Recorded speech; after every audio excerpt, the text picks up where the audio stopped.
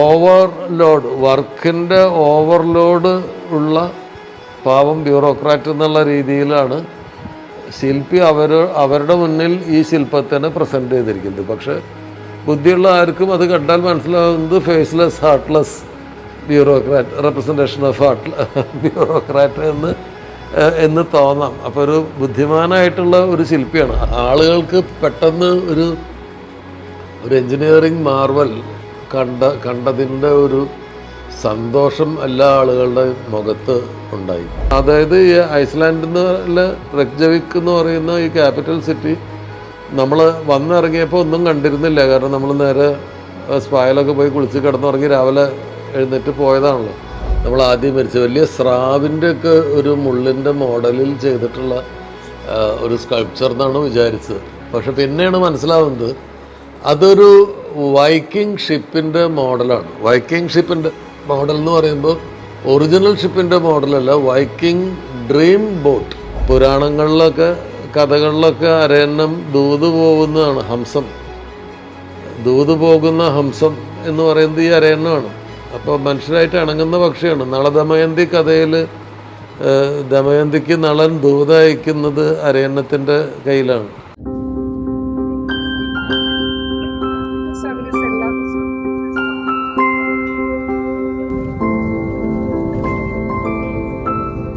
നമ്മളങ്ങനെ ഗോൾഡൻ സർക്കിളിലെ യാത്ര 3 ദിവസം കൊണ്ട് കംപ്ലീറ്റ് ചെയ്ത് എല്ലാ ഐസ്ലാൻഡിക് കാഴ്ചകളും എല്ലാം കണ്ടു എന്ന് പറയാൻ പറ്റില്ല. ആ ഗോൾഡൻ സർക്കിളിലുള്ള കാഴ്ചകൾ 3 ദിവസം കൊണ്ട് കാണാൻ പറ്റുന്ന കാഴ്ചകളെല്ലാം കണ്ട് തിരിച്ച് റെയ്ക്ജവിക് എന്ന് പറയുന്ന സിറ്റിയിലേക്ക് വരികയാണ്. റെയ്ക്ജവിക് ആണ് ഇതിൻ്റെ ക്യാപിറ്റൽ സിറ്റി, ഐസ്ലാൻഡിൻ്റെ ക്യാപിറ്റൽ സിറ്റി. റെയ്ക്ജവിക്കിലാണ് നമ്മൾ വിമാനം ഇറങ്ങുന്നതും അവിടെ ഹോട്ടലിൽ നമ്മൾ ചെന്ന് റൂം എടുത്തതിന് ശേഷം നേരെ നാച്ചുറൽ സ്പായിലേക്ക് പോയതും ഒക്കെ റെയ്ക്ജവിക്കിലായിരുന്നു. റെയ്ക്ജവിക്കിൽ നിന്ന് പിറ്റേ ദിവസം നമ്മൾ ഈ ഗോൾഡൻ സർക്കിളിലുള്ള യാത്ര പോയി. നമ്മൾ റെയിൻബോ മൗണ്ടനും ബ്ലാക്ക് ബീച്ചും എല്ലാം കണ്ട് തിരിച്ച് ഇപ്പോൾ റെയ്ക്ജവിക്കിലേക്ക് തന്നെ വരികയാണ്. Left, it's open till 9 o'clock this evening, and your hotel is just here around the corner. Yeah, people were asking about skincare products from the Blue Lagoon. I told them, and I'm telling all the airport. So, and VAT in Iceland is 24.5%. So, in the duty-free store, if you want to buy some Blue Lagoon products, it's at least 20% cheaper than elsewhere. Yeah?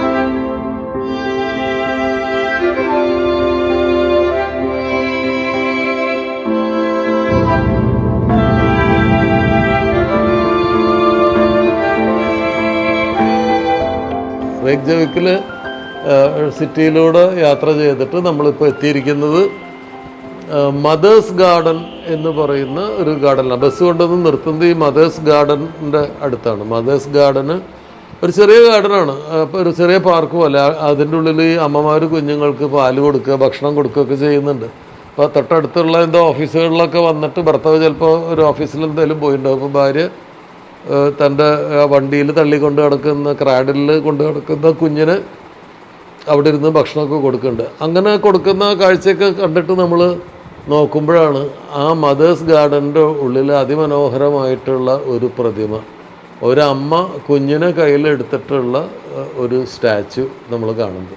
അപ്പോൾ അതിൻ്റെ കീഴെ നിന്ന് സഞ്ചാരികളെല്ലാവരും ഓടിച്ചെന്ന് photo ഒക്കെ എടുത്തു.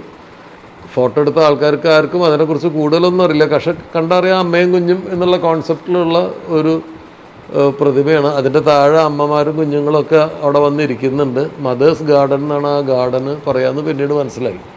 അതിന് അവർ പറയുന്ന പേര് വേറെയാണ് കേട്ടോ, അത് നമുക്ക് പ്രൊനൗൺസ് ചെയ്യാനേ പറ്റില്ല. മാഡ്രാറാവിക്ക് അങ്ങനെ എന്തൊക്കെ പറഞ്ഞിട്ടുള്ളൊരു ഇതാണ്. പക്ഷേ അതിൻ്റെ അർത്ഥം മദേഴ്സ് ഗാർഡൻ എന്നാണ്.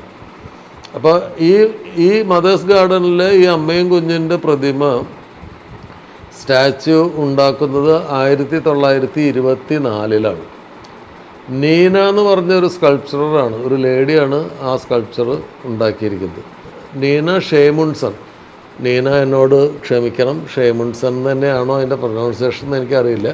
നീന ഷേമുൺസൺ എന്ന് പറയുന്ന ഒരു വനിതാ സ്കൾപ്ചറർ 1924 ആ ശില്പം ഉണ്ടാക്കിയത്. നീന ഹേമുൺസണിന് ഉള്ള ഒരു പ്രത്യേകത എന്താണെന്ന് ചോദിച്ചാൽ, ഐസ്ലാൻഡിൽ ആദ്യമായി പ്രൊഫഷണലി ഒരു ജീവിക്കാനുള്ള പണം സ്കൾപ്ചർ വർക്കിലൂടെ നേടുന്ന ആദ്യത്തെ സ്ത്രീയാണ് നീന. അപ്പം ഐസ്ലാൻഡിലെ ആദ്യത്തെ വുമൺ സ്കൾപ്ചറാണ് നീന. നീനയുടെ ശില്പമാണ് മദർ ആൻഡ് ചൈൽഡ്. ഈ മദർ ആൻഡ് ചൈൽഡും ഈ മദേഴ്സ് ഗാർഡനും ഉള്ള സ്ഥലത്ത് നമ്മൾ ബസ് നിർത്തിയിട്ട് അവിടെ നിന്ന് ആ റോഡ് ക്രോസ് ചെയ്തിട്ട് നമ്മൾ ഇപ്പുറത്തെ സൈഡിലേക്ക് വരുമ്പോൾ ഒരു ലേക്കിൻ്റെ, ഒരു വലിയ ലേക്കിൻ്റെ ഒരറ്റത്തേക്കാണ് നമ്മൾ വരുന്നത്. ആ ലേക്കിൻ്റെ പേര് ദ പോണ്ട് എന്നാണ്. ആ ലേക്കിൻ്റെ പേര് ദ പോണ്ട്. ആ ദ പോണ്ടിൻ്റെ മീതെ ഒരു ബ്രിഡ്ജുണ്ട്. ആ ബ്രിഡ്ജ് കടന്ന് അപ്പുറത്ത് പോയാൽ അവിടെയാണ് ഐസ്ലൻഡിലെ എന്നല്ല, ലോകത്തിലെ തന്നെ ഏറ്റവും പഴക്കമേറിയ പാർലമെൻറ്റ് മന്ദിരം ഉള്ളത്.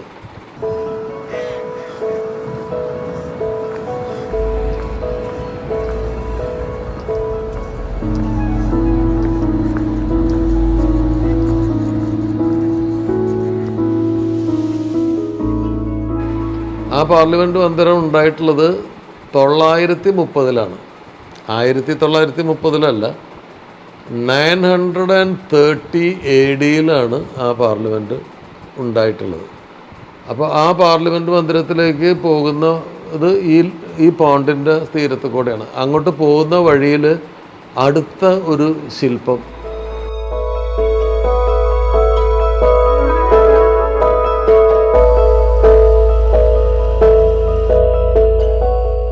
നിൽക്കേണ്ടത് 1994-ൽ ഉണ്ടാക്കിയ ഒരു ശില്പമാണ്. ആ ശില്പത്തിൻ്റെ പ്രത്യേകത എന്ന് പറഞ്ഞാൽ പുരുഷൻ്റെ പാൻസ് ഉണ്ട്, അരയുണ്ട്, അരയ്ക്ക് തൊട്ട് മീതെയുണ്ട്, കയ്യിൻ്റെ ഇവിടുന്ന് അങ്ങോട്ട് പുറത്തേക്ക് കാണാം. ആ കയ്യിൽ ഒരു ബ്രീഫ് കേസ് പിടിച്ചിട്ടുണ്ട്, ഒരു ഹെവി ആയിട്ടുള്ള ബ്രീഫ് കേസും പിടിച്ചിട്ടുള്ള ഒരു ബ്രോൺസ് പ്രതിമ. പക്ഷേ വയറിന് മീതേക്ക് വലിയ ഒരു വൾക്കാനിക് റോക്കാണ്, വൾക്കാനിക് ബ്ലാക്ക് റോക്കാണ് പൊക്കിളിന് മീതേക്ക്.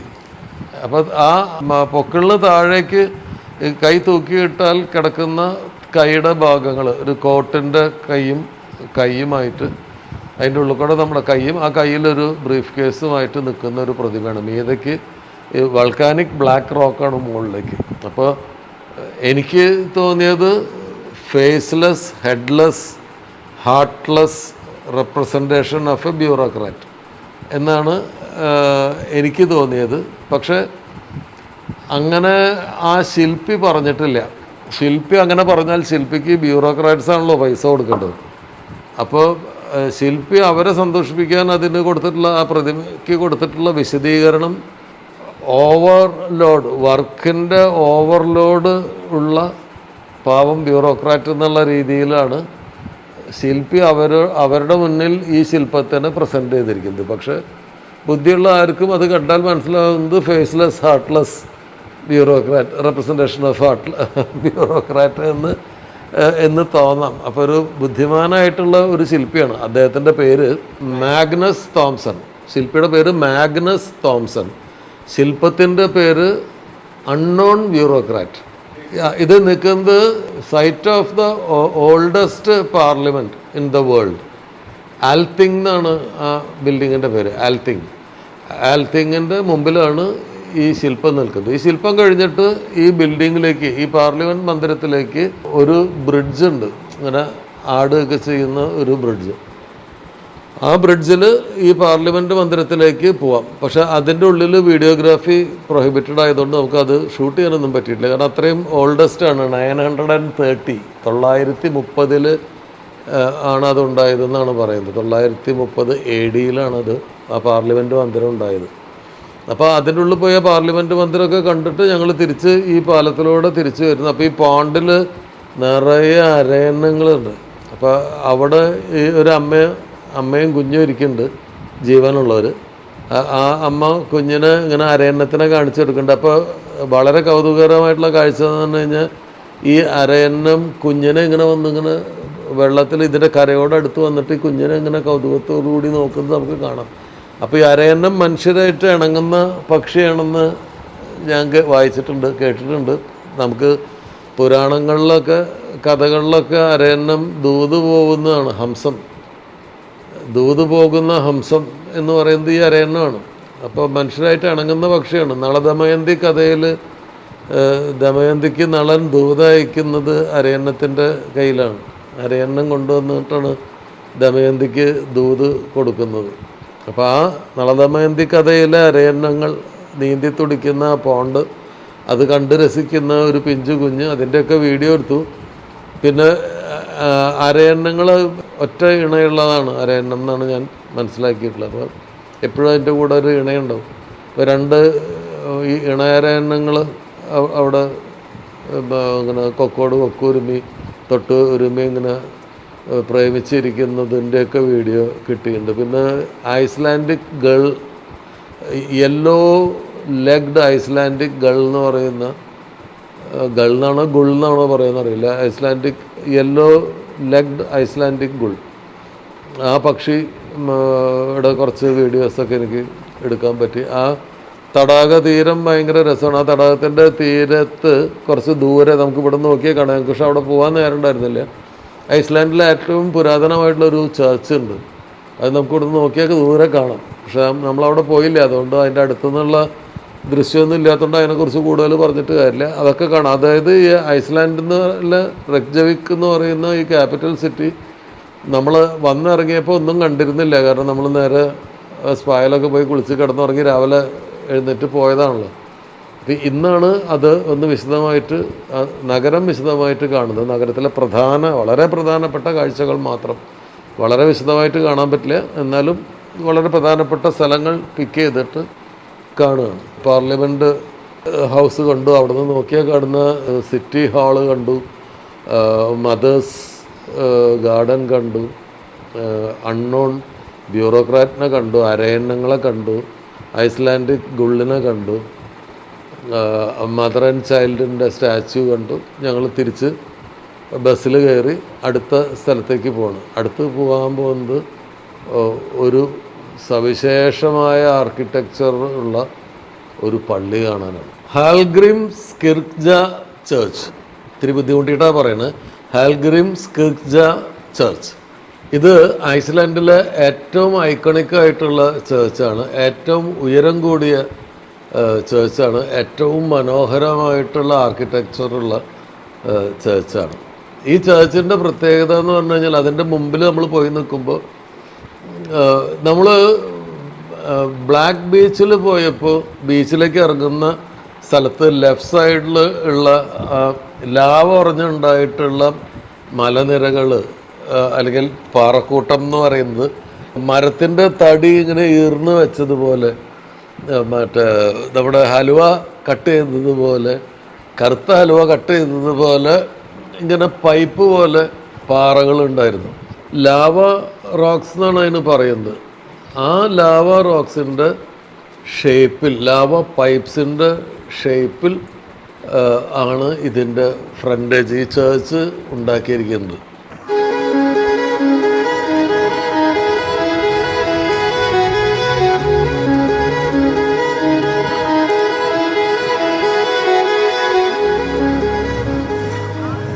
ഈ ചേർച്ച് നാമകരണം ചെയ്യപ്പെട്ടിട്ടുള്ളത് ഐസ്ലാൻഡിക് പോയിറ്റ് ആൻഡ് ക്ലേർജിമാനായിട്ടുള്ള ഹാൽഗ്രിമർ പാറ്റേഴ്സൺ. ഹാൽഗ്രിമർ പാറ്റേഴ്സൻ്റെ പേരിലാണ് ഈ പള്ളി നാമകരണം ചെയ്യപ്പെട്ടിട്ടുള്ളത്. ഈ പള്ളിയുടെ കൺസ്ട്രക്ഷൻ ആരംഭിക്കുന്നത് 1945 നമുക്ക് സ്വാതന്ത്ര്യം കിട്ടുന്നതിന് 2 വർഷം മുമ്പാണ് തുടങ്ങുന്നത്. പണി അവസാനിക്കുന്നത് 1986. അതായത് 40 വർഷങ്ങളെടുത്തു ഈ പള്ളിയുടെ പണി പൂർത്തിയാക്കാൻ. ഈ ചേർച്ചിൻ്റെ design inspired by basalt lava columns എന്നാണ് പറയുന്നത്. ബസാൾട്ട് ലാവ കോളംസ് അതാണ് ഞാൻ നേരത്തെ പറഞ്ഞ സാധനം. ആ പാറകൾ അതിൽ നിന്ന് ഇൻസ്പയർ ചെയ്തിട്ടാണ് ഇതിൻ്റെ ഡിസൈൻ ഉണ്ടാക്കിയിരിക്കുന്നത്. ഇതിൻ്റെ ഹൈറ്റ് 74.5 മീറ്ററാണ്. അതായത് ഒരു 244 അടി 244 അടി ഹൈറ്റ് ഉണ്ട്. ഈ ചേർച്ച് ഐസ്ലൻഡിലെ ഏറ്റവും ഐക്കണിക്കും ഏറ്റവും ഉയരം കൂടിയതുമായിട്ടുള്ള ചേർച്ചാണ്. ഇതിൻ്റെ ഉള്ളിൽ കയറിയാൽ ഇതിൻ്റെ ഏറ്റവും ടോപ്പിലേക്ക് പോകാനുള്ള സംവിധാനമുണ്ട്. പോവാം. ഏറ്റവും മുകളിൽ പോയി കഴിഞ്ഞാൽ ഈ റിഗ്ജ്വിക് നഗരം മുഴുവൻ കാണാം. ഇതിൻ്റെ ചുറ്റുമുള്ള കടൽ കാണാം, മൗണ്ടൻസ് കാണാം. എല്ലാം കാണുന്ന ഏറ്റവും വലിയ ഒരു വ്യൂ പോയിൻ്റാണ് ഈ ചേർച്ചിൻ്റെ ടോപ്പ് എന്ന് പറയുന്നത്.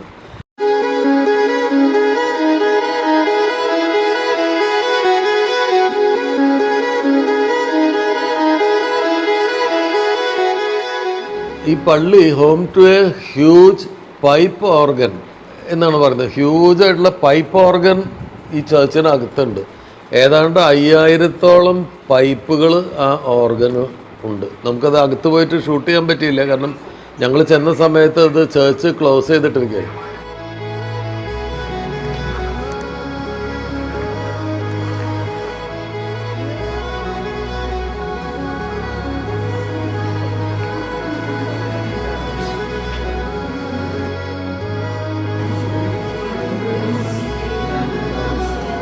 ഈ ചേർച്ചിൻ്റെ ഏറ്റവും ഭയങ്കര ഭംഗി എന്ന് പറഞ്ഞു കഴിഞ്ഞാൽ ഇതിൻ്റെ പുറകിൽ സൂര്യൻ വരുന്ന സമയത്ത് അതൊരു സില്ലൗട്ടായിട്ട് അതിൻ്റെ ഒരു സ്ട്രക്ചർ മാത്രം കാണുന്ന മാതിരിയുള്ള ഫോട്ടോ കിട്ടും. സൂര്യൻ ഇപ്പുറത്ത് വരുമ്പോൾ ഫുൾ ലൈറ്റ് ഈ ചേർച്ചിലേക്ക് വീണിട്ട് അത് വേറൊരു ലുക്കാണ്.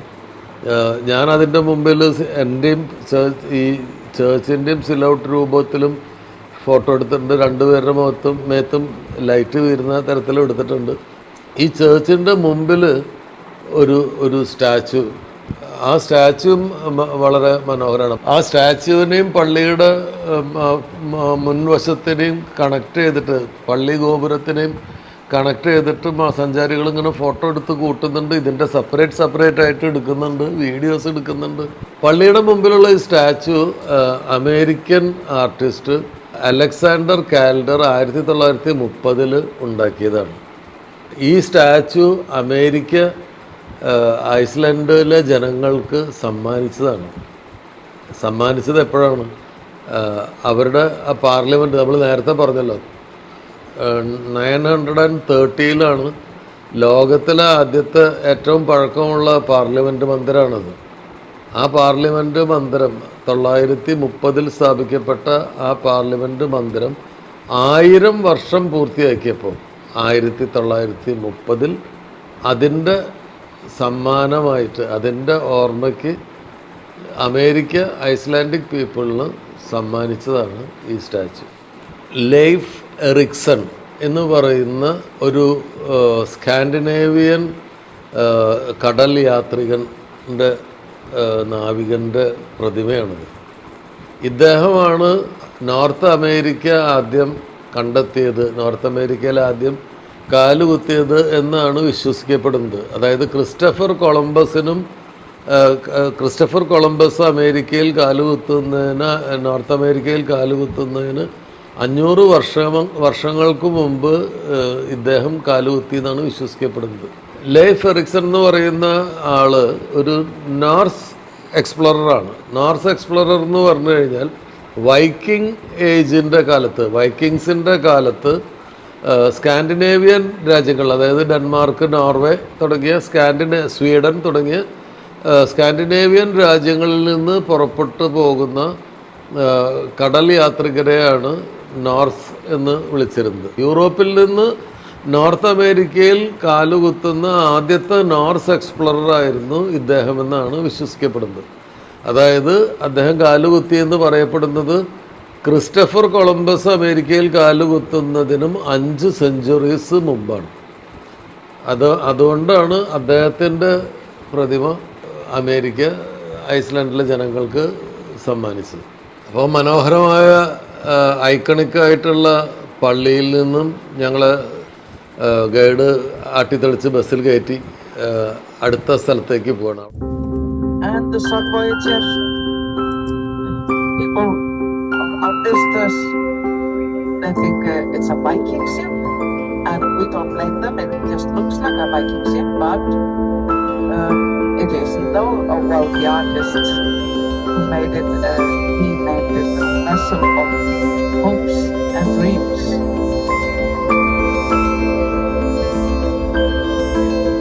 I'm going to make a picture stop here since there is this fine parking spot for us.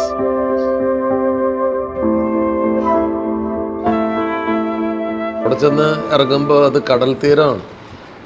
കടൽ തീരത്ത് കടലിന് അഭിമുഖമായിട്ട് കടൽ തീരത്ത് ഒരു വലിയ മീൻമുള്ള് പോലെ ഒരു സ്ട്രക്ചർ ഇരിക്കുന്നു. ഒരു വലിയ മീൻമുള്ള്, സ്റ്റീലിലുള്ളൊരു മീൻമുള്ളാണെന്നാണ് നമ്മൾ ആദ്യം വരച്ചത്. വലിയ സ്രാവിൻ്റെ ഒക്കെ ഒരു മുള്ളിൻ്റെ മോഡലിൽ ചെയ്തിട്ടുള്ള ഒരു സ്കൾപ്ചർ എന്നാണ് വിചാരിച്ചത്.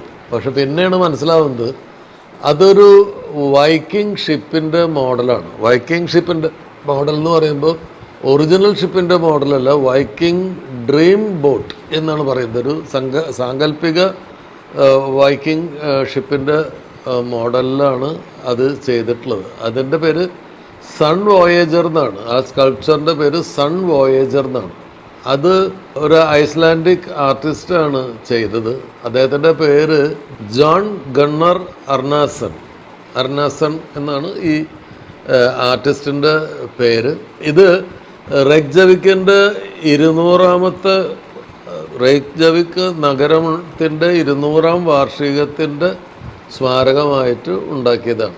അപ്പോൾ ഇതിന് ചുറ്റും നടക്കുകയും ഒരുപാട് ഫോട്ടോസും വീഡിയോസും ഒക്കെ എടുത്തു. പതിവ് പോലെ നാസി ഒരുപാട് റീലുകൾ അവിടുന്ന് എടുത്തുകൊണ്ടിരുന്നു. ഉണ്ണിയും നൗഷാദും പലതരത്തിലുള്ള ഫോട്ടോസ് എടുത്ത് നമ്മുടെ ഗ്രൂപ്പിലുള്ള ഉഷ ടീച്ചറും ആൾക്കാരും ജഗൻ ചേട്ടനുമൊക്കെ ഇഷ്ടംപോലെ ഫോട്ടോസ് അവിടെ അതിൻ്റെ കൂടെ നിന്നിട്ടെടുത്തു.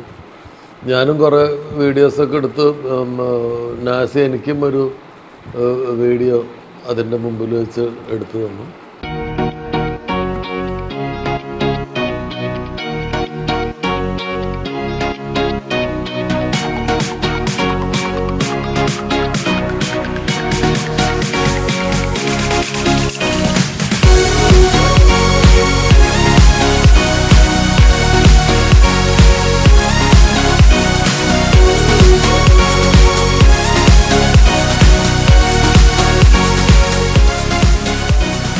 അത് ഞങ്ങളുടെ ഐസ്ലൻഡിലെ അവസാനത്തെ കാഴ്ചയാണ്.